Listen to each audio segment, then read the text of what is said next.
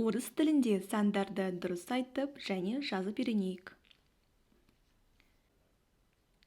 Бірден 100-ге дейінгі санауды үйренейік. Ең бірінші 1 мен 10 аралығындағы сандардан бастайық. 1, 2, 3, 4, 5, 6, 7, 8, 9, 10. Байқап тұрғаныңыздай, 5 пен 10 аралығындағы сандарда жіңішке белгісіне аяқталып тұр. Енді 11 мен 19 сандарына келейік. Бұл сандардың соңында 20 деген жалғауын жалғаймыз. Мысалы, 11 деген санды алайық. 11, 13, 13, 17,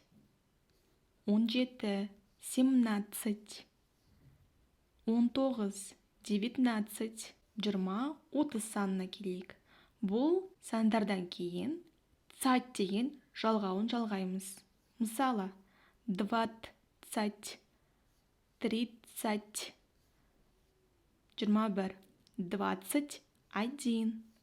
38, 38, ал 40 санына келетін болсақ, бұл сан есімді 40 деп оқимыз. Мысалы, 45, 45, 47, 47.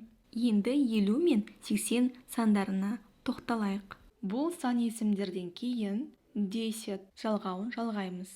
Мысалы, 50, 50, 60, 60, 70, 70, 80, 80, 62, 62, 55, 55, 73, 73, 81, 81. Көріп тұрғаныңыздай, жіңішке белгісі сөздің ортасында, соңында емес, ортасында келеді. 90, 90, 100, 100. Мысалы, 93, 96, 96, 102, 102, 125, 125. Енді тағы бір рет қайталап шығайық. 1, 1, 2, 2, 3, 3, 4, 4, 5, 5, 6, 6, 7, 7, 8, 8, 9, 9, 10, 10.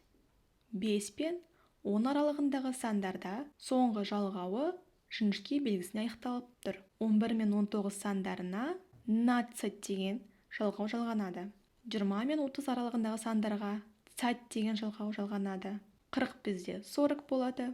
50 мен 80 аралығындағы сандарға 10 деген жалғау жалғанады. 90, 90, 100, 100. Келесі сабақта кездескенше қош сау болыңыздар.